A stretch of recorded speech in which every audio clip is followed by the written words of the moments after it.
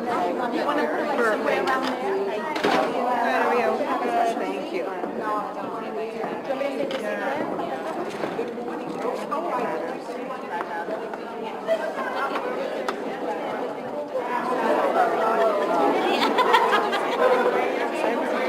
Good morning, ladies and gentlemen. I'm Barbara Axon. I'm the chair of Greater New Bedford Allies, and it's wonderful to see so many of our partners here at the table for our second Health Equity Summit. Health equity is one of the most important things we do. So many of our fellow citizens that don't have opportunities for good health and have so many disparities.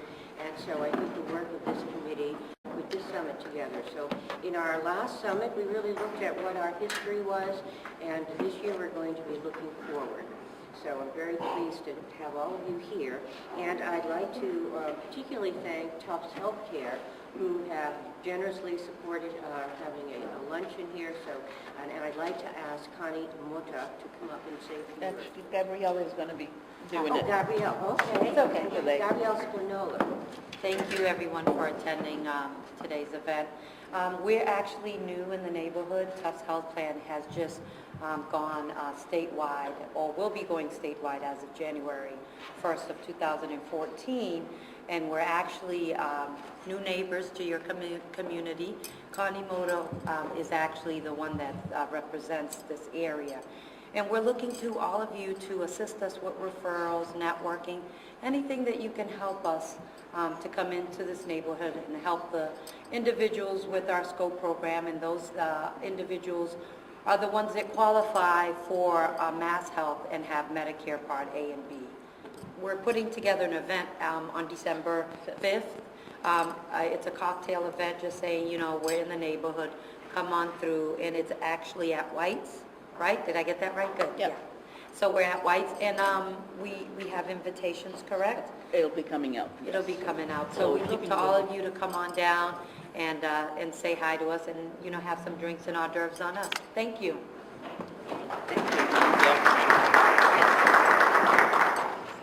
And now I'd like to introduce one of the co-chairs of the Health Equity Committee, Carrie Mello.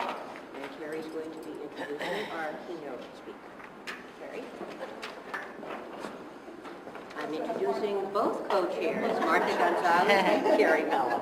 Okay. Hello, everyone. Thanks for coming, and thanks so much to Tufts Health Plan for sponsoring our day here. We had our first Health Equity Summit a year ago in June, and we came up with pages and pages and pages of ideas that over the past year our Health Equity Committee has worked hard to transform into a health equity resolution that will give us a blueprint for moving forward. So one of the highlights of today for Martha, this is Martha Gonzalez, she's my co-chair for the Health Equity Committee. One of the things we're most excited about today is unveiling our health equity resolution. And this is a health equity resolution for the entire South Coast. We didn't envision it as just for Greater New Bedford, and we're hoping that other communities and Shanaz will all sign on to this. So we'd like to kind of read it for the first time today, and I'd like to invite many of the people here. As I said, we worked hard every month over the last year to kind of craft this resolution. I can't tell you how many times it was rewritten. I have about 10 different versions on my computer with red lines and blue lines. And so there was a lot of hard work that went into it, and it really was a collective sort of document. It isn't the vision of one person, it's the vision of lots of different people. So whoever was involved, and there's lots of you here, I really would love for all of you actually to come up and help Martha and I read the resolution. So Anna, you can't talk. Elena, I know Dr. here, Marianne, Bedford Allies for Health and Wellness resolution to promote health equity for the South Coast of Massachusetts. Whereas, according to the World Health Organization, the fundamental conditions and resources for health are peace, shelter, education, food, income, a stable ecosystem, sustainable resources, social justice, and equity. Providing a healthy environment requires a secure foundation in these basic prerequisites.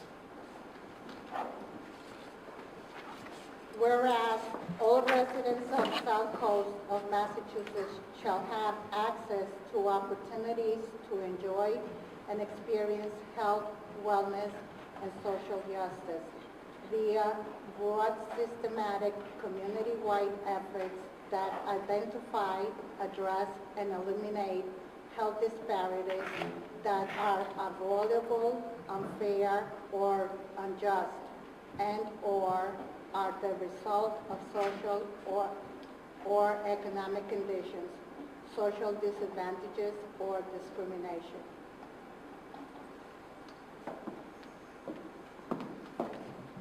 Whereas transportation must be affordable, accessible, and convenient for all residents and deemed as a vital necessity to support and promote a healthier lifestyle. Whereas communities of faith provide a common thread in the tapestry of the larger community where all beliefs, cultures, and faiths find trust, acceptance, respect, dignity, justice, unity, advocacy, and support through their religious leaders and communities.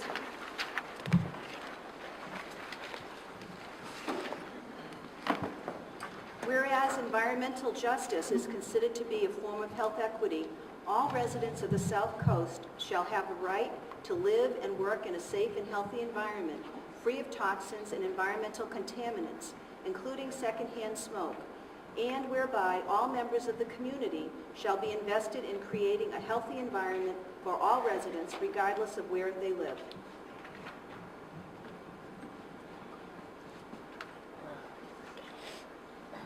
Whereas cultural, racial, and ethnic diversity from Native Americans to the waves of our new immigrants is recognized and appreciated as the foundation upon which our great country was built and enriches our lives and our communities, and whereby we embrace and respect all cultures and vow to ensure the rights of all to participate without fear of discrimination or recrimination in social, educational, economic, environmental, and community activities, functions, and programs.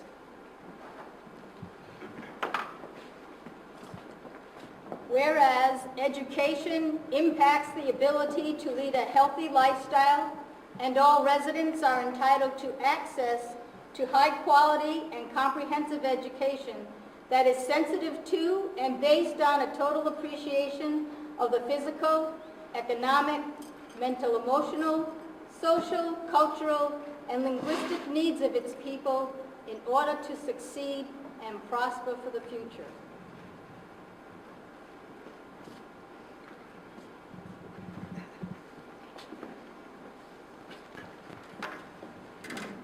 Whereas stable homes are places where residents can thrive, all residents should have access to safe, affordable, clean, toxin-free housing that meets or exceeds government housing and sanitation standards, with green space for recreation and a neighborhood that builds relationships and civic capacity through participation, engagement, and empowerment.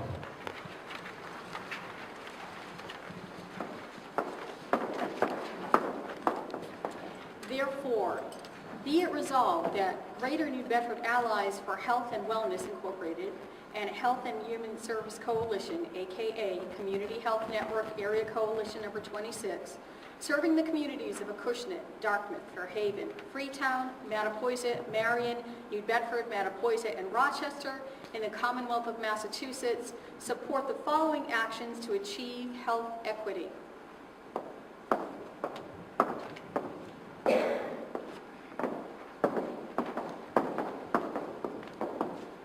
Policy, program, and system change that reduce poverty and unemployment for all, increase the equality, ability, and affordable of housing for all, increase engage with and access to quality education that improve high school graduation rates and lifelong learning for all.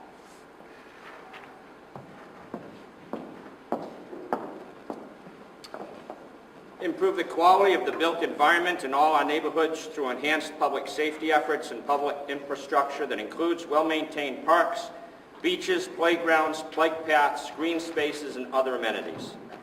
Empower residents with the knowledge about the value and benefit of social capital, civic capacity building, and how people of all ages can become positive change agents in their communities. And promote sustainable interventions that nurture partnerships and dialogue among residents, community health network area coalitions, and other advocates working on health equity initiatives at all levels of community and government. Recruit, retain, promote, and support a diverse, culturally competent, well-trained public health workforce, which reflects the backgrounds, experiences, languages, cultures, and perspectives of all members of our community, and embraces the power, potential, and value of community health workers.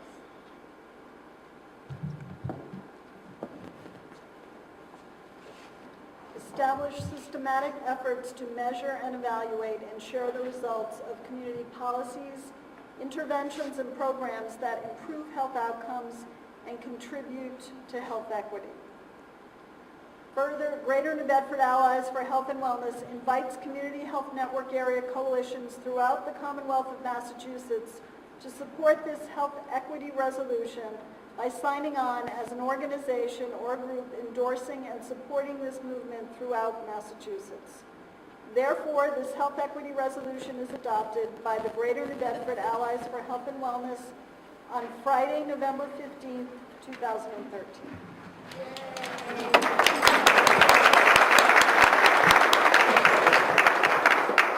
And thanks to everyone for all their hard work over the last year. I think one thing that this resolution reflects is all of our notion of what's the foundation of health equity, and that's that health is more than, you know, your symptoms, your high blood pressure. It's your place, it's where you live, it's your job, it's all of those things make us healthy people. So hopefully this can be a foundation for improving health equity in our region and encouraging other regions to do the same. So I'm happy to introduce today, and if you want to take a look at it, there's copies at all of your tables, but we also have it up here in a larger version. So please take time today to kind of read it and think about it. Our keynote speaker today, we're very fortunate to have Nikki Burnett.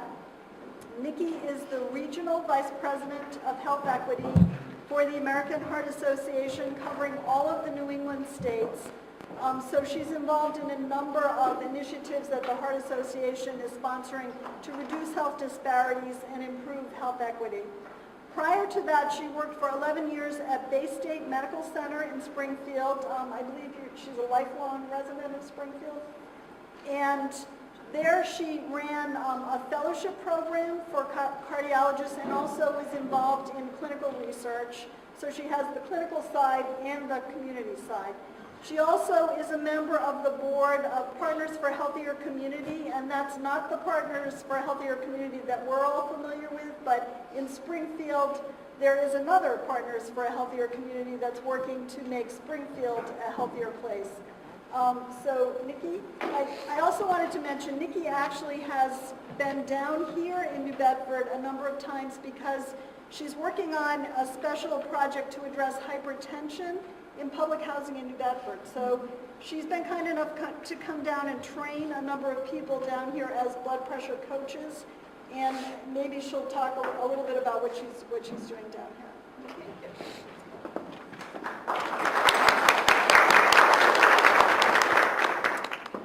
Good afternoon, everyone. Thank you so much for having me. I truly always appreciate opportunities to hear all the great work that everyone is doing.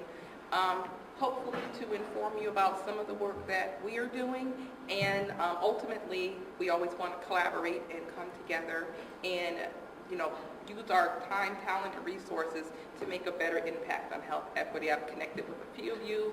I know that I'm going to have some meetings coming up here, so please do. I'll be here for the duration of the summit, so please do come chit-chat with me. We could exchange business cards. And I'm always ready and willing to work on a project. So as Carrie said, I'm the Regional Vice President for Health Equity and Multicultural Initiatives throughout New England. And a great part of my job is that I get to do something different every single day. Every day. I can see this week I met with some physicians regarding Mission Lifeline to talk about STEMI and access to care from door to balloon time. I also met with Department of Elder Affairs, and I work with some of the seniors on getting them to be ambassadors so they can then bring the word and educate people that are in their sphere of influence. I get to be here. I was in Old Saybrook yesterday for meetings, and so it's great that I get to do something different all the time. But what's even better is that all of these different things are all components that lead to health equity, of something that I have such a passion for. So as you heard, I'm from the American Heart Association. I'm going to move this over. And our mission is to build healthier lives free of cardiovascular disease and stroke. And so very important, our 2020 goal. So we want to reduce cardiovascular disease in Americans by 20% while reducing deaths by 20%. So as we know, numerous World Health Organizations were part of the Healthy People 2010. Great thing, we reached our 2010 goals 3 years early, which was wonderful. When we massaged the data, we found that the risk factors in mortality for heart disease and stroke did not move for African Americans, Latinos, Hispanics, people in the lower socioeconomic neighborhoods. So although we reached the goal 3 years earlier, we know that there was so much that we have to do, because now all Americans is something that we stress. We really, really stress. I mean, we've always had culturally relevant programming and materials, but now we're really working on full equity, as all of you are. And so, 3 pillars for health equity for the American Heart Association. We want to assure cultural competence, okay? Just knowing that someone else may look different from you, speak differently, or live in a different place, that's not enough. We need to understand that cultural competence means understanding the different threads that weave the fabric of who someone is, and appreciating that and understanding that. You may have to change your language when you're addressing people. You have to meet people where they are. You may have to change your motivations. You may have to change your process. We want to eliminate health disparities. That is a huge, huge task to do, because health disparities, as you are all aware because of the work you do, and this is an amazing resolution, I have to tell you. That's absolutely amazing. And we know that it covers every fabric of what we do. When you wake up in the morning, when you leave your house, when you go to work or school, or when you worship, it is in everything. And then we need to target minority initiatives. And as I said before, you may have to change where you go, what you do when you get there, the language that you speak. And so, I always like to start out, even meetings with my internal partners at the American Heart Association, or if we're working with different strategic partners, I always like to start with this common language. I once did an exercise at a board meeting, actually, and I said, has anyone ever done Wordo? Wordo is, have you ever seen those, whether it's a sign where there's a word that's this big and that big and different? So with Wordo, you go in. So what I did was I had Wordo up, and I had a screen up, and I said, tell me what community means to you. And so people said neighborhood, culture, race, ethnicity, and what I found was, so the word that is used the most will be the biggest and the most prominent on the screen, and I should have done that for that, but I didn't do that. What I found was that so many people thought that community was race, and that's not so. That's absolutely not so. And when I said, what is a health disparity? And they said, well, because people don't go to their doctors. which is not true. So we have to start out with this common language, because you need to have everybody at the table talking the same language, or you're really not going to come to a resolution. So multicultural initiative is the thing that we do where we're communicating to ethnic sectors based on a diverse cultural network. That means I am not going to go to a Latina church and think, well, why can't you read my brochures that are in English? If you're not primarily English speaking, how dare I go in and do that? I am not going to go and give a presentation in English to people that maybe not understand, or it's not their first language or not comfortable. I am going to say, Maria, could you help me with this? Could you give this presentation for me? Can I provide you all of the information that you need? Because I understand that if you want your messaging heard, it's about the person that's giving the message. Okay? So that's why we have to understand about multicultural initiatives. Everyone does not receive information the same way, nor do they get information from the same places. So we have to understand that. A health disparity. Health disparity is a difference that's closely linked to social economic disadvantages. Okay? And it has nothing to do with gender, nothing to do with culture. Nothing at all. Health equity. And that's when all people, and I love this one, when all people have the opportunity to attain their full health potential, and no one is disadvantaged from achieving this potential because of their social position or their socially determined circumstance. So that means because someone lives in a certain neighborhood, they should not have a disadvantage. They should have the same opportunity to be healthy that anyone else does. Okay? Cultural competency, understanding, and a lot of other stuff here, but cultural competency is understanding that there are differences and understanding the actual differences. Okay? Equity. So again, as I said, a person's race or ethnicity should not put them at higher risk for developing heart disease or stroke or any disease. Okay? It's just of someone's race and ethnicity should not mean that you have factories and places that are giving out toxic smoke in your neighborhood. Your race and ethnicity should not say you have a McDonald's or a Burger King on every corner, but you live in a food desert. There's no access to fresh fruits and vegetables for miles and miles around. All people should have the opportunity again to reach their full health potential. Now, peeling the onion, and this is really getting us to understand, and I kind of feel like I'm preaching to the choir because we obviously all get it, or are making an effort to get it because we're in this room. So, the social determinants of health. Why are some Americans so much healthier than others? Why is that? Why are other Americans not as healthy as they could be or should be? Why is that? Those are the social determinants of health.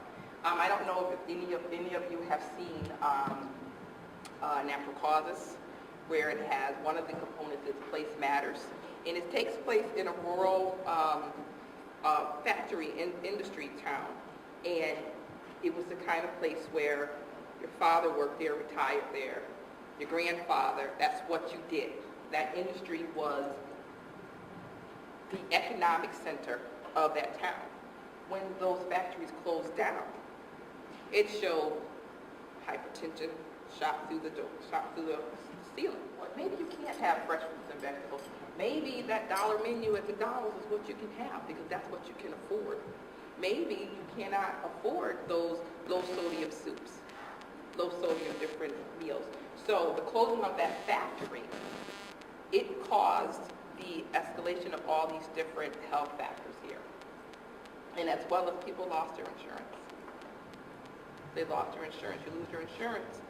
If you're on medication, probably 8 times out of 10 you can no longer afford that. So place does matter. And so we had to talk about this topic in a way that people understood and that was meaningful. And we could not align this with anything political, any political perspectives or agendas.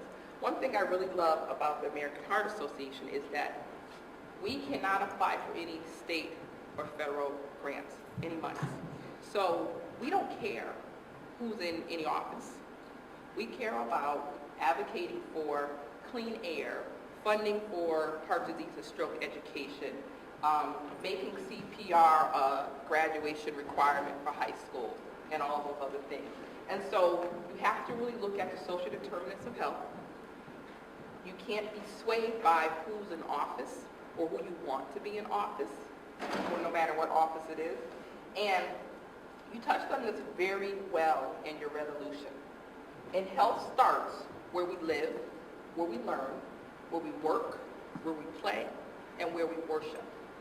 And you really touched on that in a great way in your resolution. And so I want you to make sure you hold on to that, that piece there. And so here's some of our objectives. So we want to increase the positioning of the American Heart Association in diverse populations. So I started with the AHA 9 years ago. And when I started, I was a community heart and stroke director. And everyone's like, oh, you're from the Red Cross? And I'm like, not from the Red Cross, not from the Red Cross. So, you know, it was a matter of branding in the community. So I did a lot of health fairs. I sat at a lot of tables. I did a lot of meetings. You have to do that because because you have to go to people, as you all know. They have to know who you are, and they have to trust you. So many times people go, oh, you're the heart lady. Or I remember you did a presentation. And it's that branding, because you know what, they have to understand that the AJ is here. We're coming to you, meeting you where you are and how you are. And so one of our major initiatives is increasing the percentage of diverse populations that control their high blood pressure. Okay? We also want to increase the access and consumption of healthier foods across diverse populations. So I am from Mason Square in Springfield, and it is largely African American, and Latino Hispanics are the next emerging population in that neighborhood. In that neighborhood alone, there's 50,000 residents. But Mason Square is a food desert. There's not a full-line grocery store within 14 miles. Now, I grew up in that neighborhood. I did not realize it was a food desert until a few years back when I started working on the Mason Square Food Justice Initiative. I had no idea. And so we have to think about the culture inside of a culture. So we were always fortunate if we had a car. So we got in the car, we drove to the grocery stores. But I had friends on my block that Saturday mornings, the whole family has to go walk up to the local little store, not even the groceries, the little store. And I used to say, well, why do you all have to go? Well, guess what? They all have to help carry groceries for the week. But you're not getting the low sodium offering. You may not get any fresh fruits and vegetables because if it's a little neighborhood store bodega, guess what? Fruits and vegetables are very perishable. So that store owner is going to lose money if those don't sell. If they sit out, they're going to get brown and bruised. Who wants to buy that? So that's the community inside of a community. So we want to work on making sure that everyone has access to healthier foods across diverse populations. And I'm very glad to say that with the Mason Square Food Justice Initiative, we collaborated with Rebuild Springfield, who has been buying up abandoned buildings. And they've acquired some buildings in Mason Square, and we're going to start on a new grocery store, a full-line grocery store in Mason Square. And this project has been probably 6 years in the making. So just that small bit of work, I mean, it's a huge job, but it's something of, oh my gosh, you don't even have a grocery store in your neighborhood, and you have 50,000 residents. That's a huge health disparity. That's huge. So one of the things that we did to prepare was we did a Wish You Were Here campaign, a food justice campaign. And what we did was we contacted the churches. There's a church on almost every corner in Mason Square. And we set out these collection boxes. And what we asked is for their congregants to please put your receipts in there. Whether no matter what grocery store you went to, pharmacy, Walmart, and we tallied them up for 4 months. It was almost $400,000 that Mesa Square residents were spending elsewhere. And that's not even all the residents, okay? And we typed that up, we made little postcards, and we sent them to the different full-line grocery stores that are in Springfield and said, wish you were here, look how much money there, look how much buying power the residents have. And so it worked. Somebody listened. So we want to increase the quality of care in health systems where diverse populations are served. So we all know about the community hospitals. We all know about there are certain times and certain stories where you hear, I wasn't treated well. I went in with chest pain and the first thing they said was, have you done drugs? And all those other horror stories, they do have. So what we work with in our quality improvement and our Get With The Guidelines is for the different cardiac diagnosis, there's a checklist. A physician should be able to see, this is a male, age 42, he has high blood pressure. They should be able to tick off how they're going to, what the treatment that they're going to have. Everyone should leave on aspirin and statins and all those other things. And so the care should be blind. You should not, your care should not be swayed because you're male or female, because you're African American, because you're white, because you are an immigrant, because you may have come in disheveled clothing. The care should be blind, completely blind. We're increasing the number of our diverse volunteers in the organization, which is amazing. Because the truth is, you may receive information better from someone that is like you. You certainly may. There are certain cultural nuances, truth be told, that you get from someone that walks your walk, talks your talk. That's the absolute truth. But if that's what we have to do to get the education out and the awareness out and get people to internalize and actually use it, well, okay. I'm not going to be, my feelings aren't going to be hurt because I don't speak Spanish, therefore someone may not listen to me. My feelings aren't going to be hurt. I'm going to have great volunteers like Esperanza and Maria that I can go, okay, listen, I need you to help me with this. And because they're bought into our mission and what we do, they're more than willing to help. So we're always going to increase the number of diverse volunteers. And we're going to make sure that we secure, enhance, and maintain relationships. And that's what this is, you know, working with these different organizations to make sure if you're working towards the same end, we need to work together. And these, they're important, but I already said ensure cultural competency, fundraising strategies, and our advocacy. And so now I want to talk about our community blood pressure program called Check, Change, and Control. So the name, check. We want people to even find, so many people, there's 79 million people that have hypertension, and there's about 40 million that don't even know it. Don't even know it. So we want people to check, get your blood pressure checked, find out what your numbers are. If you are hypertensive or pre-hypertensive, we want to work with you to change that. We want to work with you on lifestyle, cultural competency things, health equity. We want to work to change that. And once you get to a good number, your normal level, we want you to stay there. And for people that do not have hypertension, we want you to stay there also. And so, as I said, 76 million have high blood pressure or hypertension, okay? A lot of them don't even know they have it. They have a lack of understanding. A lot of it is semantics, like my aunts in Georgia, they don't say hypertension, they say I got some pressure, okay? They don't say I have diabetes, I got sugar. And now I hear I got sugar diabetes. I'm like, okay, well, which one is it? So it's a matter of semantics you just have. So they're unaware that this increases their risk for heart disease and stroke, okay? So this is how it works. It's an opt-in program, okay? And we have a portal called Heart 360, all righty? And so we have a mentor. So I would train Gabrielle. Gabriella. I would train Gabriella to be a mentor. And Gabriella would then go and recruit people to opt into the program. She would help them build your profile, and as well as she would mentor them online or via text or via phone, whatever way the participant would like. And so that really takes out that technology barrier, okay? So we did a lot of national, we did a lot of focus groups, and what we found in our multicultural focus groups is that there really is not a disparity in smartphones, cell phones.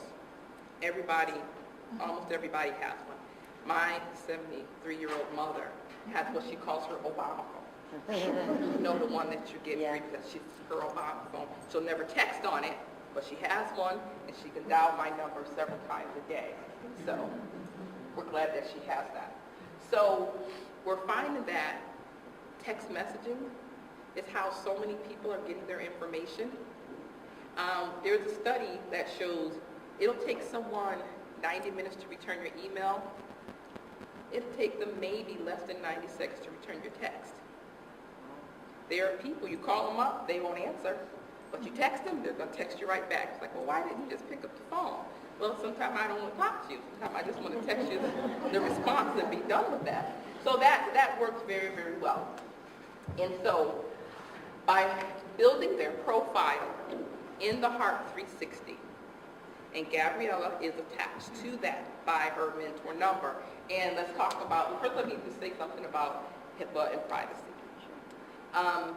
Only Gabriella can see it because she's the only one that's tied to it. The participants can say, well, I want my doctor.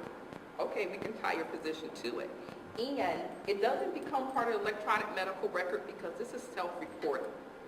Okay, we want the participants to have their blood pressure checked, go to Walgreens, CVS, health fairs, housing authorities, the bi-weekly meetups, or, you know, if you have a home blood pressure monitor, and we want you to take the blood pressure, and we want you to either to text it in, or to get online, or to call it in. Those are the three different ways. So we want people to check it. You need to check it. We know that people are in front of their physicians 8% of the time. The other 92% of the time, what's going on with your blood pressure. Your physician only knows what your blood pressure is when you're in front of him. What's been going on for the rest of the time? Have you been trending up? Have you been trending down? Are you improving? Are you worsening? So Gabriella is going to have a list of people that she's assigned to, and she's going to be able to go in and see their readings. She's going to be able to send them a message, say, Mr. Jones, great job. Mr. Jones, did you please make sure you take your medication at the same day. Mr. Jones, there's a health fair around the corner. Make sure you go there and get your blood pressure checked, okay? And so we want people to create a profile, log in their first reading. And now here's another great thing. When you create your profile, you set reminders, the system will send you a reminder, a text message, or an email, or a phone call to say, hey, don't forget to put your reading in. And what the great thing is, from your text messaging, you can just respond 120/80 to the text, and it automatically uploads. So we're taking the barriers out from people doing that. And so many people, I cannot begin to tell you how many people thought, well, I can't get my blood pressure checked unless I'm in my doctor's office. And I'm like, what? You have your arm. You just put your arm in a thing.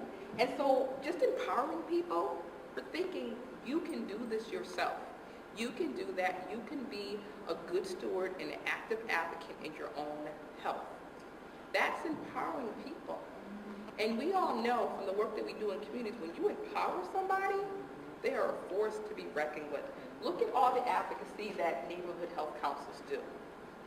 Look at all the instances of where maybe a factory or another liquor store or what have you wanted to come into a neighborhood and the residents said no. Look at how people can be empowered to do something and change something. And so also we want to incentivize people. because, truth be told, we want stuff. I like stuff too. So, it could be a healthy cookbook, a pedometer. People love those Go Red pens, the Go Red. I mean, it's amazing. Just recognizing someone for their efforts are great. What we do ask is that they put in at least 2 blood pressure readings per month for 4 consecutive months. And you really need at least those 8 readings to see a trend. Because you put one in 1 month and then one in 2 months later, what is your trend? Are you doing better or are you doing worse? And so we want to make sure that people do have this information in their arsenal for themselves. Because we want to take care of ourselves for ourselves. Granted, we want to be healthy for our children and our parents and all those other things, but first and foremost, we want to be healthy for ourselves. And so I'm going to tell you a little bit of information about our first year, okay, and this is nationally.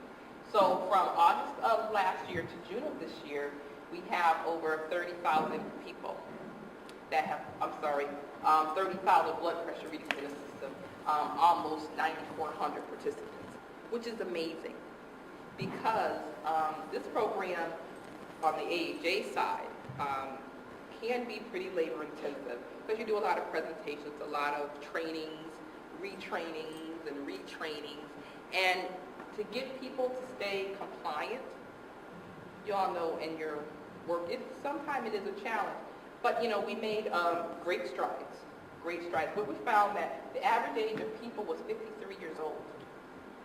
And so, again, we're finding that heart attacks and strokes are happening much earlier.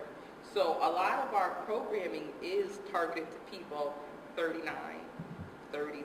My brother had a stroke at age 40. And so, African Americans, heart disease and stroke a lot sooner than any other. Latino Hispanics are about a third of the way behind, okay? And so we found that 53, that's not old at all. I'm going to be 43, so 53 is not old. I'm still holding on to it. But it is definitely, and then also 75% were female.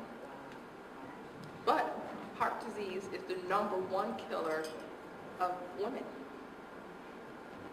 It's the #1 killer of women over the next 7 causes of death, even the cancers, add together. 75% were women, 53 years old. So, heart disease, heart attacks, strokes were previously thought to be a male, older male, Caucasian affliction. Heart disease, stroke, those things are progressive. So even we're seeing 53, that's young. Yeah. That's really, really young. And females, 75% were females. Yeah. So people are telling us that what was originally thought is not so anymore. Yeah. It's younger, female, okay, and race and ethnicity. So of course we cannot require that to be reported, but of those that did report it, 80% were African American. So to hear, well, they don't go to the doctors, that's not so. They're not interested in their health, that's not so. We all already know that that's not so, and this data shows it. That's a pretty big number. 33% of them had high blood pressure, and we're defining high blood pressure of 140 over 90 or more. Okay? 47% were pre-hypertensive. So 50%, almost 50% were on their way to being hypertensive. And so those are things we have to stop, those things, and get people to go the opposite way on the spectrum. 20% had normal blood pressure. That's low. That's low, very low. Now, what we found was that for those who met the retention criteria of at least 2 readings per month for consecutive months, the average drop in the systolic, the higher number, was 11.2. That's huge. So that's someone going from 141 to 130. And that's a huge, huge drop, which is great. And the average drop in diastolic was 4.31. And so any drop is great, but that's amazing. We were all amazed when we saw that.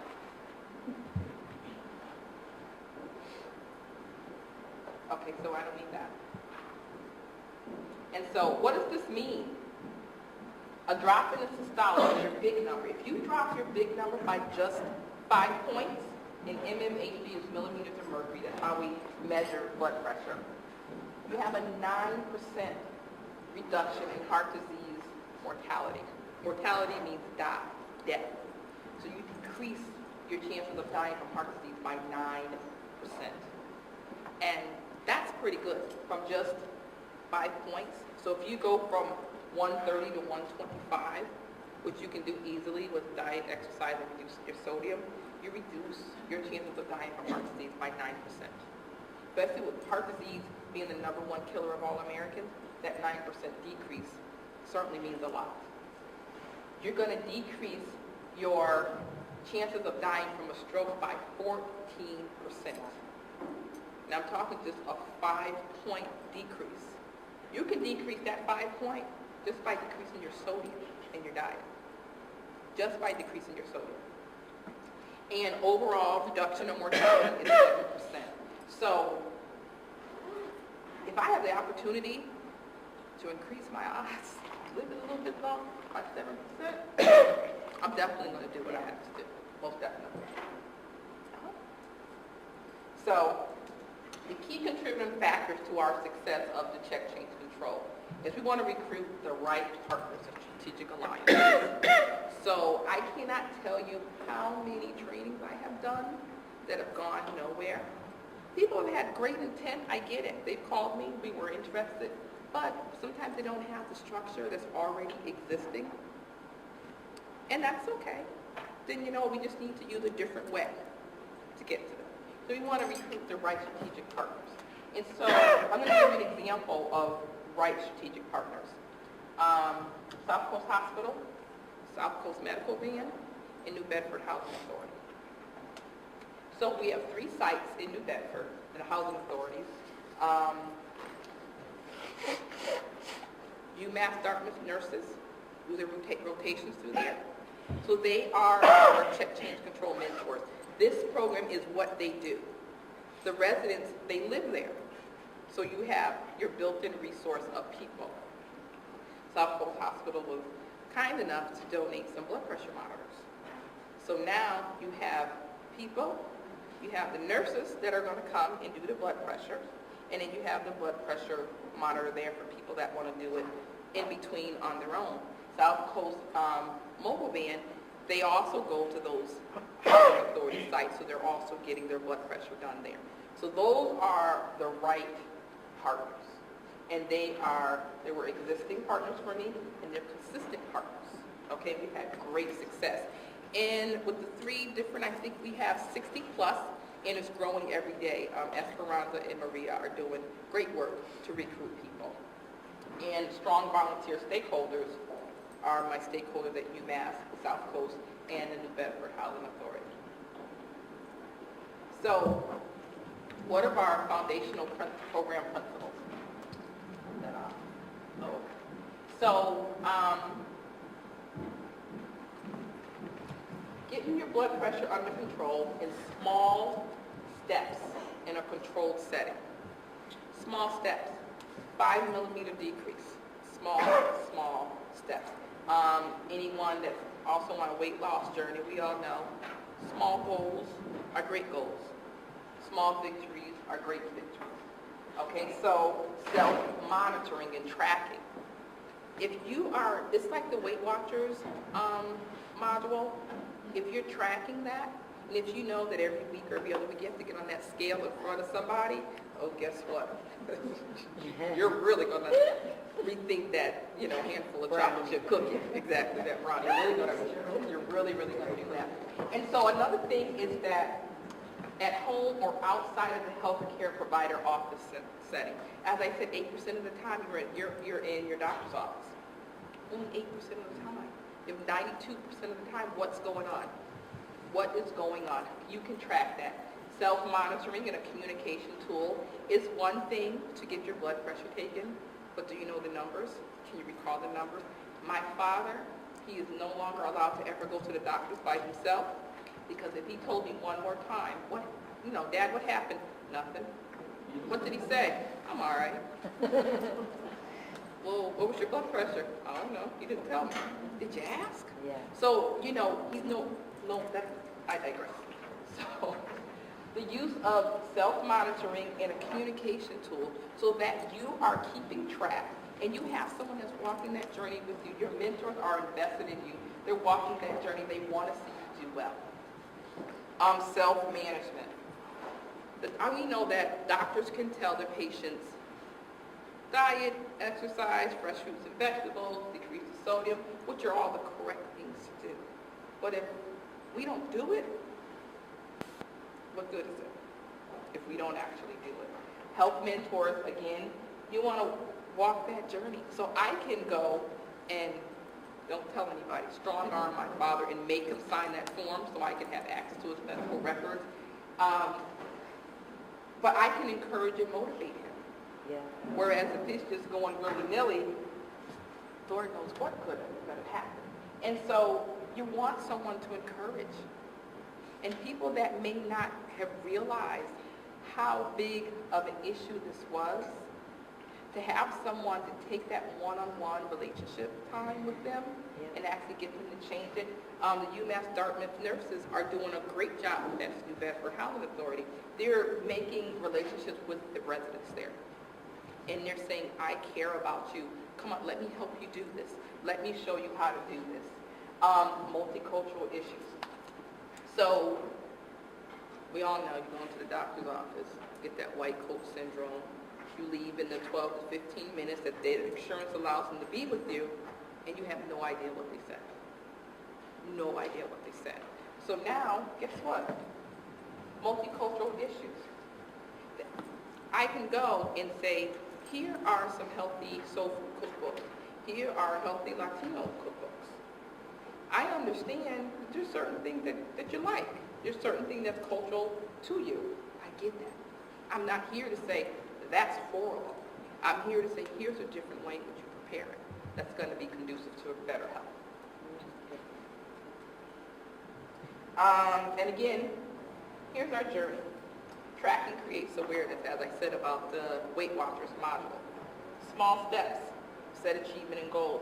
You don't want to say, well, you have high blood pressure tomorrow, you need to not have high blood pressure. No, we need to have small goals. 5 points decrease in your blood pressure. As I said, if you just decrease your sodium, you can reach that pretty quickly.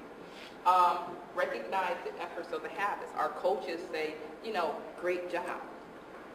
You decreased by 1 point this month. Awesome. Let's do that again. Keep up the good work. We want to celebrate all of our steps. Celebrate everything. With the Weight Watchers model, I think if you lose 5 pounds, you get a keychain, and so they do reward you along the way, which does work. I go to the different sites and I meet the people and I talk to the mentors and I encourage them, absolutely. And you want to sustain your progress. I don't want someone to decrease their blood pressure, but then in a couple months it goes back up again. We want you to sustain that. And awareness invites change. If you know there's a problem, then you know that you can fix it. So, again, science, as I said, self-monitoring makes a difference. At home or outside the healthcare setting, it makes a great, great difference. Charting and tracking, personal interaction, as I said, health mentors can motivate, and multicultural programs. We can just go through that. So, when we talk about multicultural differences, and one thing I wanted to say is African Americans have the highest incidence of hypertension of any population on this planet. On this planet. That's crazy. And I talked about this data with someone that is an epidemiologist in our organization. And I said, is it just African American? Are we talking about Caribbeans or people from the African diaspora? And they said, no. African Americans. And I said, wow. So, tend to have it at a younger age. Like I said, my brother was 40. He had a stroke. I found out that he had uncontrolled blood pressure. 5 minutes, I got you, no problem.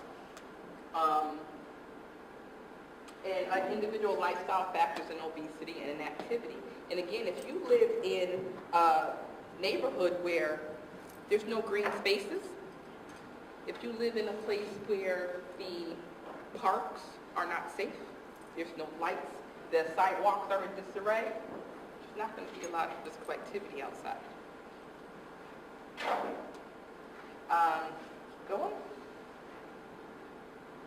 New Bedford Housing Authority, as I said, great, great, great partners. And they're sustainable. They're absolutely sustainable. Every 6 weeks, I think it is, we have a new set of nurses that come in and they are retrained. And so that's building that passion for health equity in them. So they're seeing and they're actually doing it and they're going to go out in their practice and they're also going to make a difference. Oh, no, good. We have about 5 minutes for questions. Actually, one question I have, the coaches that you train, are they doing education in addition to the monitoring? Well, each site is different. So I'll use the New Bedford Housing Authority. Yes, they are. The nurses are doing education as well. And at Presidential Heights, we have a resident mentor who's amazing. And so she's helping the residents to put in their data, as well as she's also helping the nurses with some of the education. And so there's education on nutrition, lifestyle modification. They do have some walking clubs at Presidential Heights, and I think maybe at Bay Village or the Boa Vista. Both. They also have walking programs. So they're also adding that in there. How do you find out in your area or in my area who's responsible for doing presentations and helping, or spreading this awareness? You talk to me. Okay, wonderful. Oh, I'm sorry. So in here, just to think about bringing something to Bedford, if you kind of prove somehow that you're spending a lot of money in a community, you can try to recruit a healthier type of grocery store. Would it work for that? Well, for me, Square, there is 60,000 residents. There's no full-line grocery store.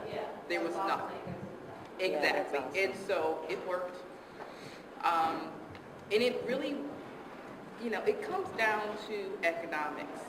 A grocery store is not going to put themselves in a location where they don't think they can make money. Right. That's- I'm just selfish, I want to treat it. You could certainly. The second thing is, do you think communicate in the Bedford area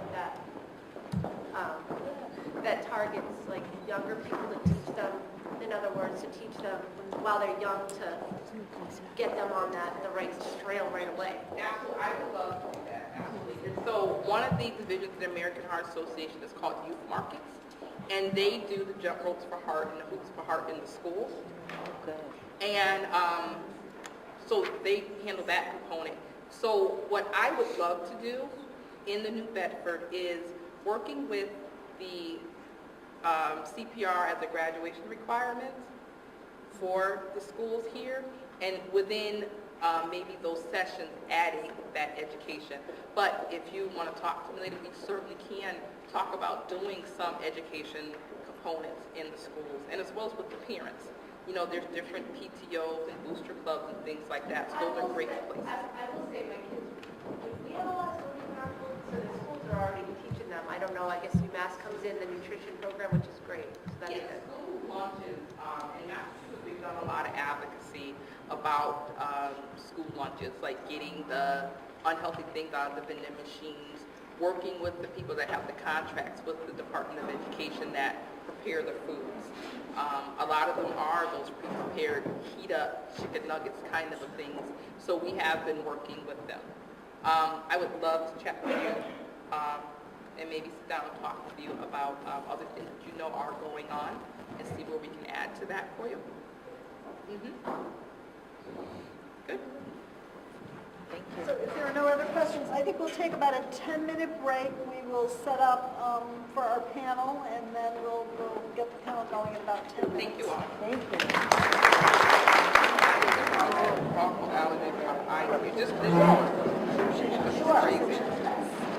you. Some of you may recall that the journey to today's summit began with a screening of Unnatural Causes, which Nikki had mentioned, that wonderful documentary.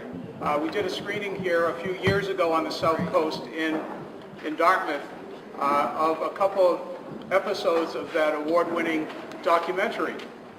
And we had close to 100 people here for that day. And as a follow-up to that, the Greater New Bedford Allies for Health and Wellness continued the important work around addressing health equity, which, as Kerry has mentioned, included the Health Equity Summit last year and today's event. So I'll just mention a couple of things. One of the things at that screening of Unnatural Causes, and I encourage you to look at that. We have copies of that DVD in my office. We're here in New Bedford, so if you want to borrow that, just let us know. But in one of those episodes, I think it was the one entitled Place Matters, Dr. David Williams from the Harvard School of Public Health stated that housing policy is health policy, educational policy is health policy, anti-violence policy is health policy, neighborhood improvement policy is health policy. Everything that we can do to improve the quality of life of individuals in our society has an impact on their health and is health policy. Public health has its roots in social justice. And so my final comment is a lot of the advances in life expectancy that occurred at the beginning of the 20th century were as a result of changes in social conditions. Look at improvements in housing and community sanitation, child labor laws, all affected life expectancy. So much of what we're talking about today is rooted in public health history as a social justice movement, recognizing that education, healthcare, access to healthcare, housing, transportation, the environment, dealing with new populations and their needs, all are rooted in social justice and in public health. So we're very privileged today to have a wonderful panel of respondents related to a number of those topics of social policy that will take about 5 minutes each to do that presentation. Thank you very much. I am Dr. Durkin, and I have the privilege of serving New Bedford Public Schools of 12,600 children and their families. And I have had this position since July, and it is one that I have aspired to for many years. But what I felt very affirmed listening to today is that education policy is health policy. And there is no greater time to better educate our students to not only take better care of themselves, but also for the adults that do care for them during that school day. One of the pressures on schools is that we are responsible for everything and anything.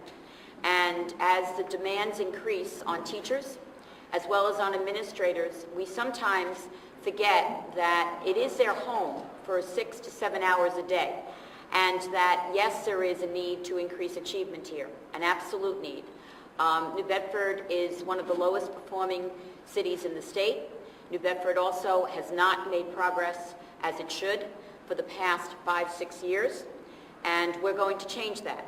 I'm not going to change that alone. I'm going to change that with members of the community who sit with me on this panel, as well as with the families, as well as with the teachers and administrators I'm privileged to lead.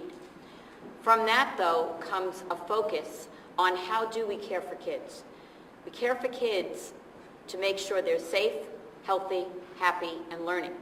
And not necessarily in that order, but they have to feel safe. And New Bedford Public Schools has tremendous pressures on them. We are understaffed. We do not have nearly enough of counselors or nurses that could help with that health issues. There has been tremendous, shall I say, upheaval in terms of making sure we have the right positions. There were 150 layoffs last year, and I know that's not something you may want to hear, but it does make an impact on who is going to be there for that child who has an area of need, whether it be a toothache, a stomach ache, a child that may have had some situations at home, a teacher that has to make the decision to be able to call in protective services, and all those kinds of things. I want you to be aware of the tremendous pressures that are on our students, whether it be looking at mental health issues and dealing with the problems that we've had with suicide prevention, and we have a plan on how we're addressing that. But health in of itself has a great synonym for learning. And when our children are achieving and being given the same opportunities as every other child in this great state, and being given the resources and the materials to do that, and our teachers being given the training to do that, the power of education takes root. Public education is probably the greatest equalizer. And one of the challenges I have is that we need so much in New Bedford Public Schools. The fact is, but we also need an equitable lifting of the district. Not all children need the same things. Some children need more. Some schools need more. And though I believe strongly in the issue of equity, and I think it was framed so well this morning in your creed and what you have worked on, there is a situation where we have to commit that because some children have so many needs, they do need more. And that's not to say, and that's what our job is as professionals, to ensure they do get more. Whether it be a cry for more resources, more assistance, but teachers cannot do it alone. The best example I can give is a teacher is the hub of the wheel, and there's lots of spokes in that wheel. And those spokes include mental health issues, getting support for families to become engaged. All of those factors we are really working on as a school system. But the focus is the teacher and teaching and learning. If we do that well, everyone else around it makes that their mission. There is not a parent that I've met that hasn't said they want their child to achieve, whether the parent has been up to school or not. And one of our goals is to make our schools more welcoming and to develop better two-way communication. Not one way, where we get the notes in the backpack, and that's fine, or we do the auto alert and make phone calls, or we send out a flyer for PTO meetings and we're upset that we only get 10 parents. It's about two-way communication. And I always stress to my staff that if parents are not engaged in school, what are we doing that's not getting them engaged? It could be experiences that they had when they were younger, or their own experiences in school that were not very favorable. We need to be open to that. So I say to you, our goals are, yes, more parent communication, preparing our students for college and career readiness with what we call rigorous instruction. Expectations have to be risen. All children can learn to high levels. Some children need more to get them to those high levels. But as I said to a second grade classroom the other day, this is brilliance in New Bedford. And they all looked up and they said, that means we're really smart. I said, yes, you are. And one little student raised her hand and she goes, we're going to be the best second grade class in all of New Bedford in writing in the whole city. And I said, you are. And the teacher was pushing and telling them that they were that. So why I say that is because we have to tell our kids they're going to achieve, they can achieve, and they will. And I'll be very frank with you. I have to tell the adults I work with the same thing. We can achieve, we will achieve, and I'm going to help you get there. Because there's a lot about will and skill. If you have the will, you've got to develop the skills. If you have the skills, but not the will, we get to expectations with that. So I say to you to keep doing what you're doing, and this Equity Summit says a lot to me about what our children need to lift them to be equal partners and equal contributors to this great community. If we're not healthy and we don't see the view of education as a health machine, we're not going to get there. But when we do, just think about the power of that. Thank you. It's hard for me to go next. I'm the male. I wanted my own, you know. And I had this great line at the end where I was going to say my job is to pray for all the rest of you. Can I still say that? Yes, please. Why don't you get the last one? I think historically, what a lot of people may or may not recognize is that the faith community, the houses of worship, the churches were the centers of where families gathered, where community gathered. In our city, city council meetings used to be held at the First Baptist Church, not in City Hall. And Robert's Rule of Orders was developed because of that, because our city council meetings used to be so raucous that the militia that were down here with Captain Roberts had to go there to hold the peace accords. Nothing's changed. But anyway, the fact of the matter is, a lot of what happens in the faith community, we see a lot of the inequities. You know, I come from a church that is small. It's out in, my church is actually in East Freetown, right on the Bedford line. Automatically, we have people with cars, we have people with transportation, we have people with some other wherewithal. So my church is a bit more affluent than others. I've got a Spanish church that needed a place to meet. They came there because I offered it to them for free. He had no place to go. It was more difficult for them to get out there. That's just to worship. But that also speaks to doctor's appointments. It also speaks to getting to schools, after-school programs, different places where they can get more assistance. There, you see a microcosm of what exactly is necessary out there. When it comes to you know, foods and different things like that, culturally, you see that in the churches. I go to a Spanish church, and they're all excited to serve me all their fried foods. You know, in fact, I had to help the Spanish church that's using our facility to understand at least open the windows when you cook that stuff in my place. You know, it was difficult. The thing is, you know, it becomes something that you just live rather than understand. So getting education out and being able to explain the different things. We got very involved a few years back because of the violence in the city. The council did. We're now involved with suicide prevention. It's one of many different things, but what I've come to understand is that all of it comes back down to that microcosm, which is the family, that place which is the gathering of people and being able to help one another. If we were able to share resources, if we're able to help others understand that which we know, the schools, as Dr. Durkin is speaking, has a lot of needs. And if there's one thing that I don't like is when we point fingers and say what's wrong rather than saying how can I help. Because it's going to take all of us. It's going to take all of us to get the message out about blood pressure. You know, most of us don't think about blood pressure until something pops. And that's the difficult thing. But just a slight change can help. You know, it's not something that I'm going to be able to tell my ministers, hey, this Sunday let's talk about lowering sodium. But yet at the same time, if we could get that message in the different things that we do, it would be a tremendous asset if we were able to share the different messages. But that takes communication. And so again, from my perspective, when you have a microcosm like the faith community, when we gather not only in our own houses of worship, but then in the community, and we recognize that doing unto others as we would have done unto us is what's going to really make a difference. Those are the kind of things that we have to do if we're really going to help make change. And making change in the long run does help us all, because it lowers health care costs, it raises expectations and education. I went to an incredible presentation a couple of years ago at a Quaker meeting where a gentleman who comes out of a think tank, whose name I'm going to totally miss, was talking about the inequities of education and poverty that starts in the home.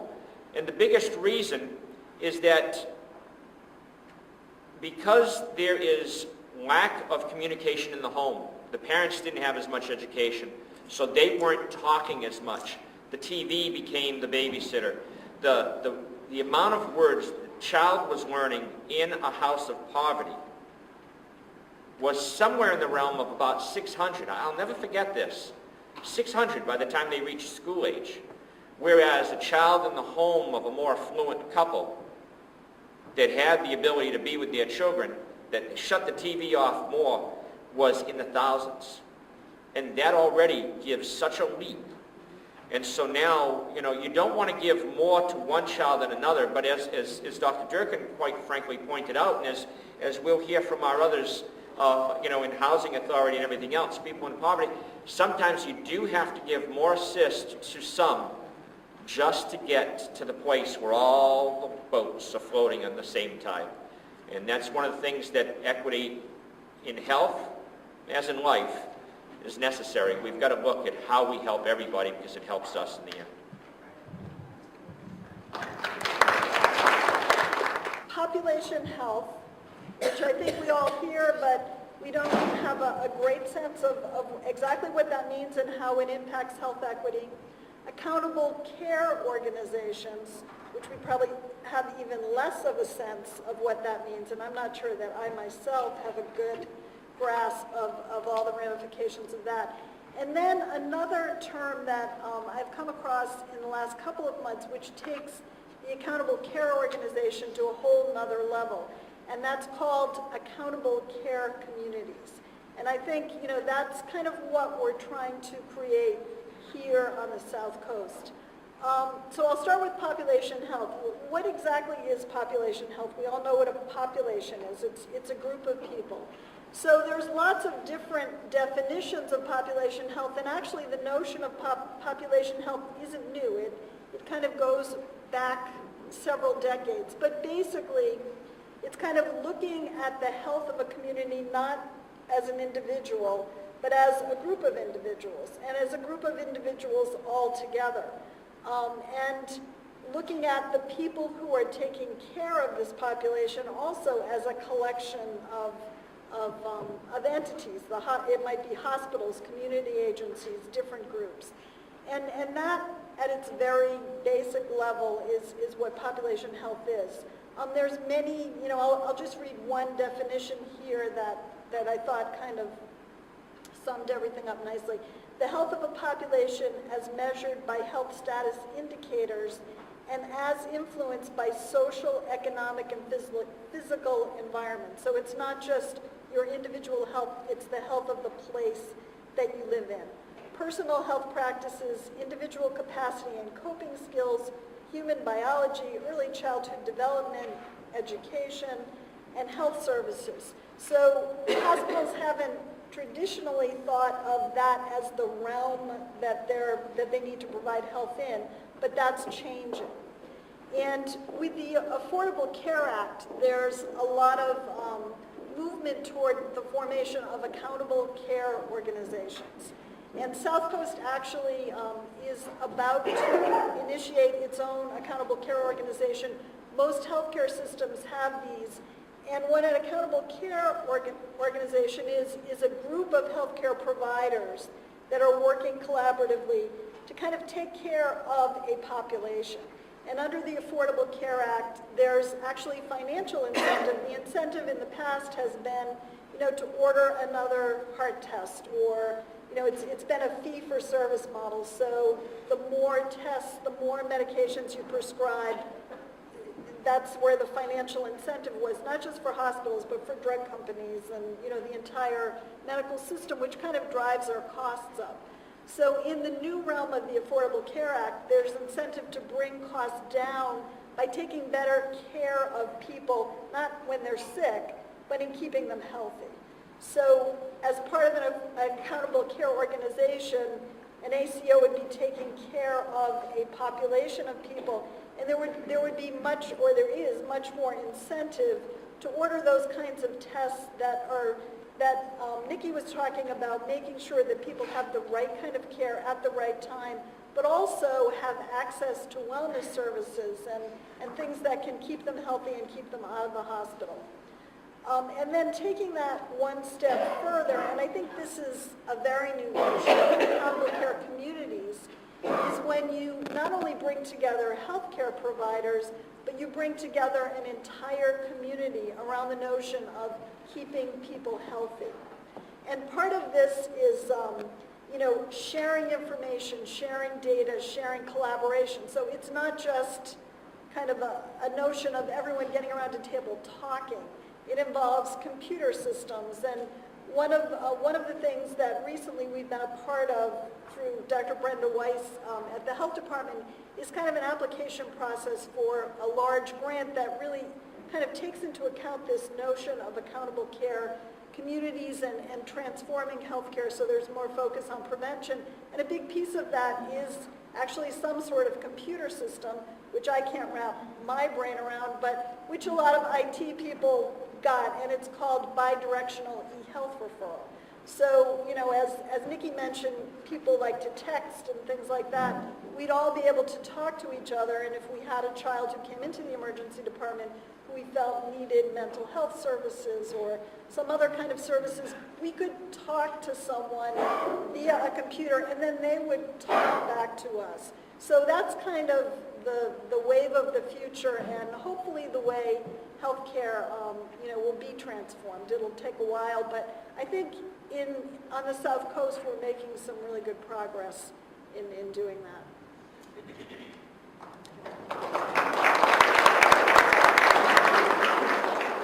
Well, I'm actually going to be speaking about diversity, and diversity is pretty broad.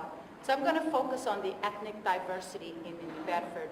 And I'm sure all of you are already aware that the population in New Bedford, according to the census, was 94,000. And basically they said 38% are Portuguese, 10% are Cape Verdeans, and 17 Hispanic, Latinos being the fastest growing population in New Bedford. According to the census also, they say 37% of the population in New Bedford speak another language other than English at home, and 17% live in linguistic isolated neighborhoods. Basically, New Bedford and Fall River has the highest concentration of Portuguese in the United States. That's why, you know, you open up the phone book, I remember there's a lot of Portuguese names. So we do have, New Bedford and Fall River does have the highest concentration of Portuguese speakers. Basically, the Portuguese came in the 1800s during the whaling ships, and so did the Cape Verdeans. And basically, what happened is when the whaling declined, they started working in textile and in the fishing industry. And then immigration slowed down during the Depression, and some of them actually went back. And then the new waves of immigration came in the 1950s and the 1960s and in the 70s, and then we saw another huge influx of Portuguese immigrants. Basically, when we look at the new immigrant population in New Bedford, is basically the undocumented population, and we all know that we have a pretty large percentage, which I'm not pretty sure it's not included in the census, which we keep hearing the total of 10,000 undocumented immigrants in New Bedford.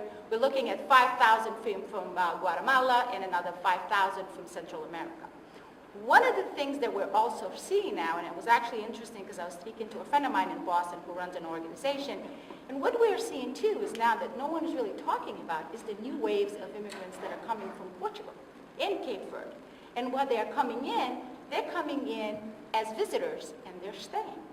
So what we're seeing is because of the economy in Portugal and in Cape Verde and not finding jobs, they're coming in under the 90-day waiver and they're staying. And I think that is something that we are seeing a trend. And what we're seeing is that because there's no jobs, they're coming in and they're staying. And we've been getting calls from Boston immigration that some of the families, as they're coming in for the 90 days, and they have already family that's here, that immigration is suspecting that they're coming to stay, and they're putting in the planes and they're going right back. So that's another trend that we are seeing. So it's like they're coming in to visit families, and they're saying, well, who are you coming to visit? We just had a case, and they said, I'm coming to visit my father. And they said, well, his father has been here undocumented for the past 12 years. And they said, where's your father? So immigration basically went out with the son who was 17, and they basically put the father and the son back in the plane, and they went back. So I think that's another wave of immigrants that we are seeing, because I think we've been focusing a lot on the population of Central American, and because that is pretty obvious, where the Europeans basically can integrate better. And so I think that's something that we also need to keep an eye on, because that is happening. And in Fall River, when we talk about the undocumented population of Central America, in Fall River we're seeing a large percentage of Brazilians, and also down in Cape and in Taunton.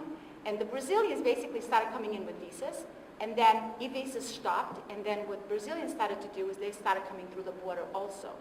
So I think that is something that I think that we need to keep an eye on, because we keep focusing about the fact that we have a pretty large undocumented population from Central America and from Guatemala, but we're also seeing the new waves of Portuguese immigrants who are coming here undocumented and Cape Verde. So I just wanted to kind of mention that, because I think they're coming in because of the economy, there's no jobs, and so I think that's something, a trend. So I think the undocumented population, the numbers are going to be in our area are going to increase. And why are they coming in? Of course, jobs is the number one reason. And they are finding jobs. I mean, they are working, as we know, in fish houses. They're working in restaurants. They're working in construction. So I just wanted to kind of to bring that up because I know that we're noticing the focus also changing in other ethnic groups that are coming into our area.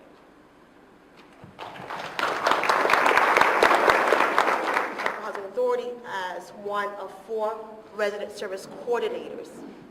My role today is to explain how giving access and opportunities, how we can translate that into action. And as the ROS program at the Housing Authority shows that if you have access and opportunities, if our families have access and opportunities, you'll see that they are healthier. Our goal as ROS in the family developments is to help our families to become economically self-sufficiency, build that pathway.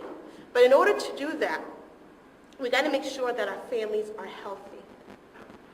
We very holistic in our approach. We meet them where they're at. All of our families, regardless of the social economic status, have many strengths. And it's up to us as a community, to me, is to harness that strength and help them to reprioritize so they could be active, engaging participants, residents. One thing that I like about ROS program and the Bedford Housing Authority, we don't see people as tenants.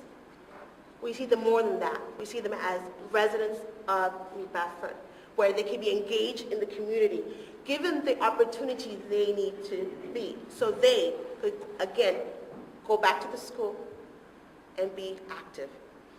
They could go and talk to the doctors. That 98% when they're at home, that they can be active, and they need to do what they need to do to become healthy.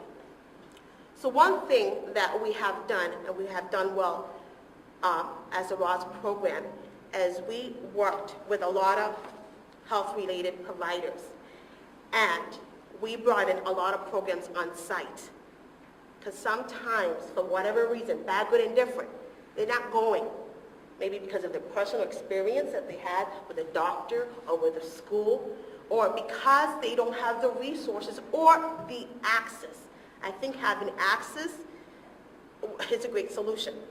So one of the things that we have done at ROS and both of our housing developments, which is Bay Village and Presidential Heights, we have change control at our office. And I have to give you a personal story. I started the blood pressure monitoring at my site this fall. I had one resident that when she did her second reading, she was very, very, very scared because her blood pressure was over 200. The student nurses, because we collaborate with UMass Dartmouth Student College of Nursing, the student nurses were very wonderful. They took the time to talk to her. It was very one-on-one. You know, they followed up. And because we built a relationship, we even went to the house. She then said, "Oh my God, you care about me? You mean that I don't control this? I could die? That I won't be here for my grandbabies?" It was really real for her to see that number.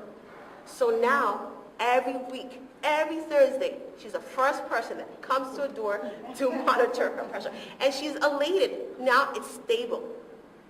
So one of the things is, if it wasn't because of access and the opportunity and cultural competency, is understanding, being active, listening, not her fitting into our own norm, but understanding where she's at and make those changes so she could be active and engaging in her life and take ownership, because that's what it is. It's about transformational changes.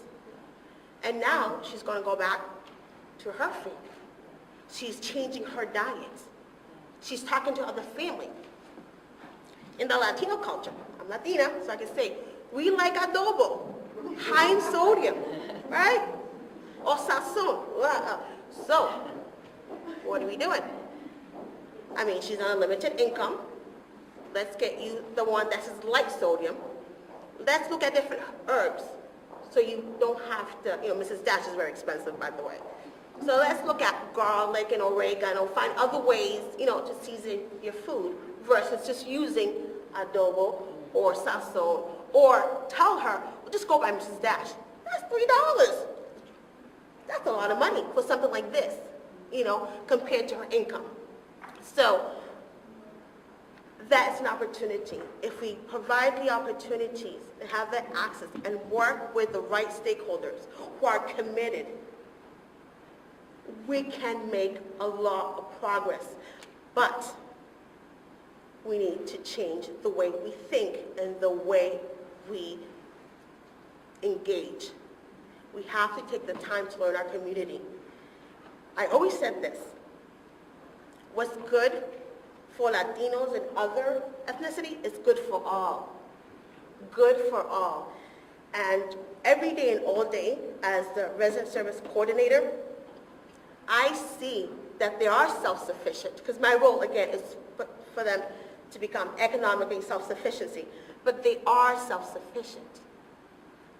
Maybe not the way that I would do it, but they are. So my role is, okay, let's make you healthier. Let's get you the resources and the opportunities so you can become more engaged, be part of a community, take ownership of your lot in life. Other things that we do is about education. I have never yet met a parent who doesn't want the best for their children. Maybe they could say, my time, I'm not going to learn. My English is broken. I came here when I was 30. I'm not going to learn. But I want the best for my kid. But sometimes they don't know. And to me, it's very important for access. Access is very critical, because once our families have the access, I see them thrive. I really, really do. And with access, we could close a lot of the health disparities. Because if our families are not healthy, they're not going to thrive in any arena in our lives. I'm very grateful that through Ross, we have about, 21, 22 providers in kind, from UMass, Dartmouth Nursing College, to Immigrant Center, to South Coast Hospital, who has donated a very nice blood pressure machine. We're putting it in good use. I mean, we really need to look at how we deliver services. It might be hard to change our mindset, but I say that we need, in order for us to make substantial changes and look at health disparity and health equalities, it's about bringing our community to the table and to be part of a stakeholder. They know a lot. So with that said, I thank you and taking answers. But at the first summit, we did this. We, a year ago in June, did a lot of work, a lot of small group discussion to produce this wonderful health equity resolution. One of the first, I believe, in Massachusetts. So you can applaud yourselves for that. I think we heard that Lawrence did one recently that we didn't know about, but in any case, this is a proud moment for Greater New Bedford to have produced this. So now we're going to fill in the back. That will be our next task, is what is going to be the strategies and the initiatives and the recommendations beyond the list of changes we want to see. What are some real, some simple, quick wins we can do with regards to education and transportation and housing and healthcare, et cetera, that we can bring about change in these communities to improve health equity. So that'll be our task shortly, but why don't we open it up to some questions for the panelists. I know Dr. Durkin needed to leave, so we'll start with Nikki. I have a question for Helena Hughes. You were talking about the immigrant population, and many, many years ago, there was a study with people that came from Asian nations that immigrated here, and how within a year, hypertension, diabetes, of course it's a change in diet. Do you know of any studies or do you know of any data about these immigrant populations that you just spoke about? Well, I do know that definitely that their diets, the way the foods, the fried foods, the bread, and I think that definitely contributes a lot to the hypertension, to diabetes, and we see that even at the Immigrants Assistance Center. And the whole idea, it's a mindset. It's basically the way they feel and their cultural beliefs. One time I remember we had a focus group not too long ago, and the whole idea became about cancer disparities. And the mentality that they had amongst was with the Portuguese speakers and Cape Verdean speakers. And the mentality was that they were going culturally, they believed they were going to die anyway. So they have basically culturally they already had, when they were born, they already knew when they were, God basically had told, they already knew when they were going to die. So either way, they were going to die anyway. So basically it was like trying to make them believe that you could prolong by changing your lifestyle, by changing your eating habits. And as far as the studies, there has been studies done, and I do know that it reflects a lot on cultural beliefs and the way Are there studies that say because you immigrated here, and here is a different diet than maybe in Portugal, that their health status has decreased because of the immigration? Well, I definitely, and I'm going to basically use this as an example. They have access to healthier foods in Portugal, for example. Everybody has, everybody now we're talking about having, having gardens and with foods and things. The Portuguese have had that. If you go into these homes, into the backyards, they have these beautiful gardens. So the thing is they've actually had access to healthy foods back in their country.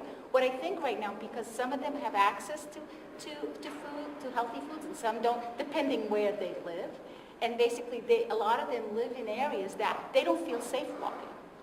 You know what I mean? So I think that also contributes to their, to their health. If they're in fear of walking in the evening, they don't feel safe. So I think that also contributes to their health problems that they're facing. And there is this, with the breads and heavy foods and the fried foods, even though sometimes you see they'll change for a little while, but we're seeing that they need to be also taught that maybe there's other options instead of, for low sodium and things like that. But it's all about education, and it's also about talking to them and being trusted members of their community. Because if I can speak to them in a way, because they understand what I've been doing this for 30 years. So this is basically, running the Immigrants Assistance Center has been an organization that I've been there. So we're housed in the immigrant communities where our neighbors are our clients. So we've been around since 1971. We're all bilingual, bicultural. We speak 5 languages in the organization. So they're coming in for direct services. So they're coming in for anything and everything. We hold hypertension screenings on a monthly basis. When they're coming in, and we've faced many times, some of our clients have had very high blood pressure. So we're calling their doctors. We're talking to them about what they can do to change their eating habits. I think it's that, and again, it goes back to access and educating them where they feel comfortable going to. Other questions or comments? I have a question. Would you, or is it possible that you guys would do anything in terms around a cooking class? I know that it's easy for, you to explain to the elderly population that they should change the way that they cook. But if, you could hold like a class that could teach them specifically, taste this, it was cooked in vegetable oil versus, the fattening oil. Something in that nature. And my second, it's a twofold question. And my second thing is that being Cape Verdean, we have that clean plate syndrome thing, where you have multiple starches on one plate, and your mom said you better finish everything, and even if you could or couldn't, you still have to try to do that. Are we doing anything around portion control for them? Because I know that, they come in from Cape Verde or Portugal, and they have this perception that, eating this amount of food is good for you when in actuality it's not. You know, portion control, anything, or number your starches. We have rice, potatoes. No vegetables. No vegetables. Now, I understand this, but when I was small, I was like, you know, now I would never cook 2 starches, but, you know, anything around helping them understand that? I could speak on what I've done at Presidential Heights through the YMCA South Coast Health SHREE. Housing and workplace. One of the things that they have brought to the table is a program for youth. Because sometimes through the youth, if you empower them, they can go home and they can say, Ma, Yes. no, not this. So they have a program, they meet every Wednesday. It's about healthy eating and active living. And they teach the kids. They take the kids to the grocery store because thankfully where I am located, we have 2 grocery stores. So the kids went to the grocery store, they got money from the parents, and they went to the grocery store, and I love interactive and hands-on, project-based.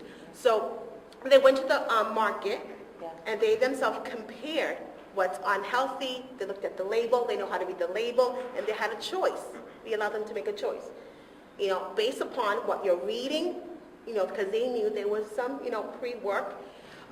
They knew if you want something with higher sodium or you want a fresh fruit. So they made the choices. They came back to the center with bags and bags of bananas, grapes, even tomatoes. And they actually took that back home. And I could say that parents came to me and say, wow, my son is telling me not to do this because he wants to be healthy and he wants to run around. And next year he wants to prepare to go play soccer team or something like that. So I see these changes, you know, when we provide those resources to them. You know, and I think it has to be twofold. Not only should we provide these resources to our parents, elderly, but also the children to make more impactful. I think it has to be very multifold to make those changes that we need. So, and I do have coming on board in January, God willing, UMass Amherst Nutritional Program. I met with Ruth Smaris, and we're planning something out for in January so we can help other parents to actually, you know, eat healthier. One of the things that we're trying to do too is we use the ethnic media as a tool to reach the hard-to-reach population, immigrant population. And we work very closely with Portuguese radio station, the television, and basically also reach out to the Cape Verdean population. Because they have programs, they might have at certain times of the hours will be Creole, and so I think that is important. And what we're trying to do, and that's something I'm talking to the Portuguese channel about, is having them do a program. Because everybody, especially the elderly, watches the Portuguese channel because of their soap operas. So right after the soap opera, we're trying to see even before or after the soap opera, have them do sort of an education program and basically teach them about, you know, starches and portion control and what to be put and what you can supplement instead of using high sodium.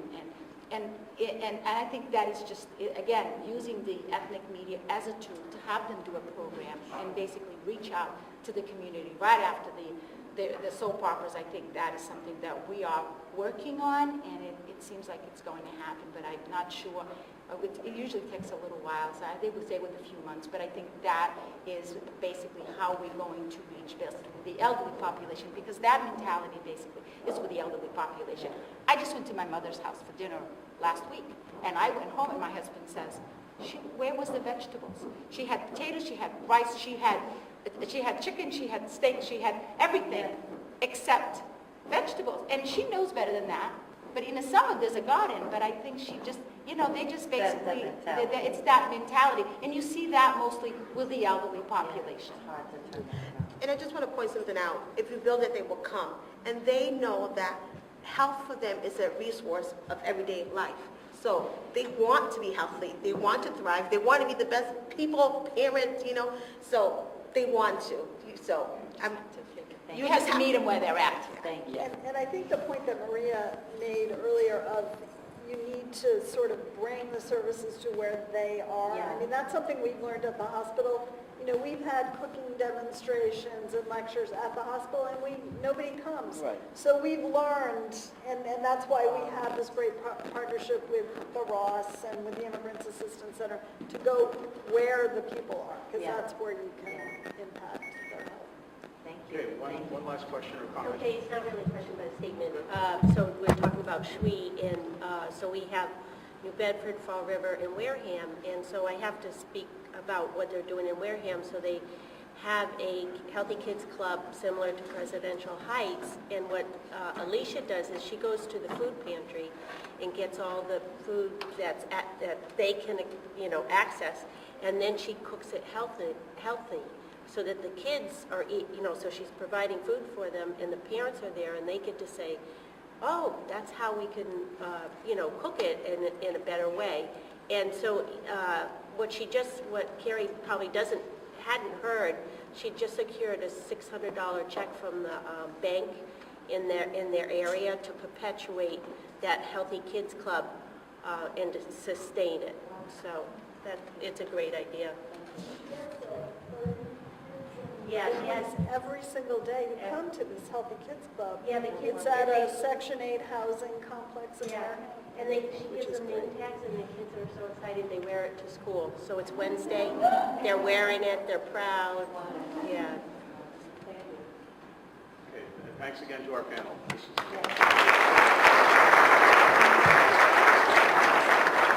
We're going to do a little bit of work in small groups before we break for lunch.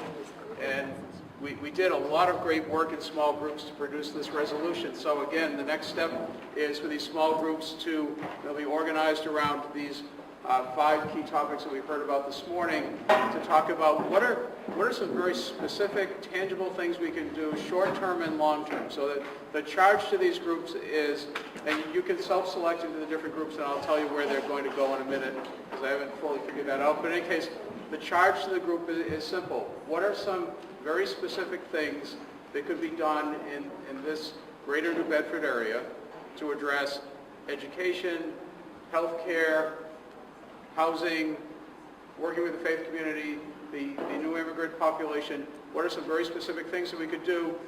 So look at some quick wins. Some of the things, if we could just do this real quickly, that would be great. What are some long-term strategies?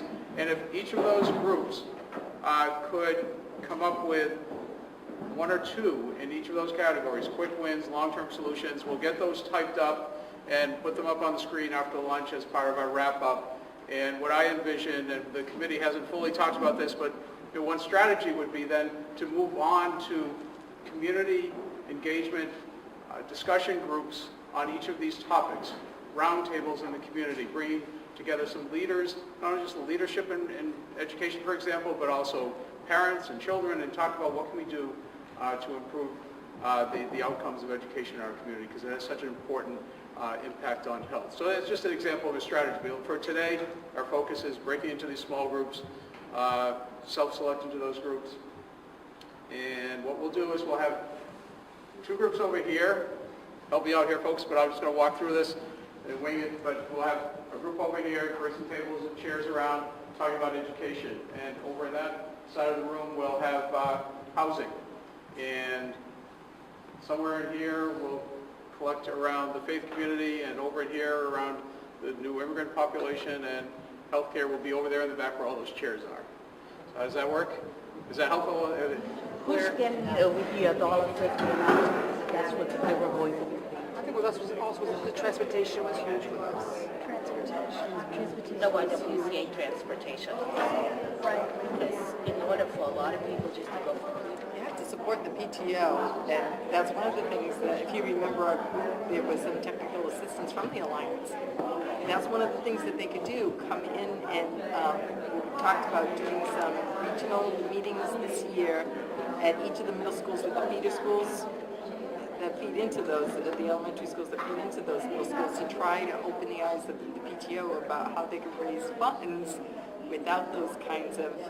I have families who have good jobs, but it's still expensive.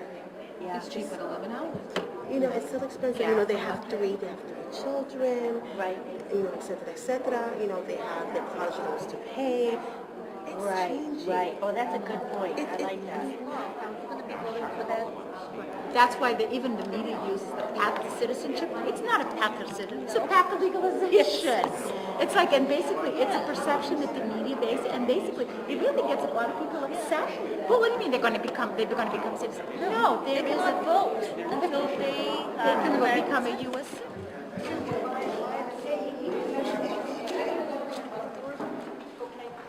I was taking notes. And these ideas did not come from me, but they came from colleagues I've worked with on the wellness policy development. The topic of discussion focused on the school systems and education in the school systems and getting support and getting serious about the implementation of the wellness policy was one of the first things that were brought up. Because the Bedford Public Schools does have a very comprehensive wellness policy, which is required by federal law, and it took quite a lot of collaboration to get it in place. But now we want it to become something that's a living document that really influences the practice of the district. And the other two things sort of stemmed from that, and one was more wellness programming for school staff to get them educated about why this is important and how it is going to provide a foundation for the achievement mission, the academic achievement mission, so that then they will be more willing to go the extra mile with the kids to incorporate more physical activity during and after the school day, and to encourage kids to adopt more healthy practices, whether that's nutritional practices or physical activity. And The dispelling of misconceptions about immigration, I think that we definitely need to increase awareness of the process of immigration. And I think there's a lot of misconceptions even with the undocumented population. And because they come in and they basically have a whole new idea of what, they think they're all going to get a job, and all of these issues and things are going to be a lot easier than what it really is. So there's definitely that misconceptions that exist with the undocumented population, and basically using the media as a tool there and here to educate about the immigration process. And basically there is no immigration process at the present time, because like I've mentioned, the new immigrants are the undocumented immigrants that are coming in. I'll report out on healthcare. We felt that transportation, we tried to kind of focus in on what some of the key issues that we feel still exist in terms of equity. And transportation is a huge one. People being able to get to medical appointments, to just act, it really limits access. People are confused about how to take transportation. So even though you might have some public transit, there was mention that there might be language or cultural barriers. So for instance, in New Bedford, they're thinking of replacing the people who sell the tickets with a machine. So there may be people who really who will have trouble accessing the machine to get their tickets. And so that sort of thing that people don't quite think through when they create technology. So understanding technology and being able to use technology is important. Medication management is another issue that was brought up. I just wanted to make a comment on Helena's group, because I'm an immigrant, so I have something flying in my head, and I never like to let it go. On healthy eating, usually when the immigrant comes in here, there's McDonald's, Wendy's, Burger King, and everything, all in their countries, but it's so expensive, it's out of their reach, and they'll never go there. And that's why when they come in, they know how to eat healthy, and they wind up making their own food and everything. As soon as they come in here, they see McDonald's and it's so affordable to them.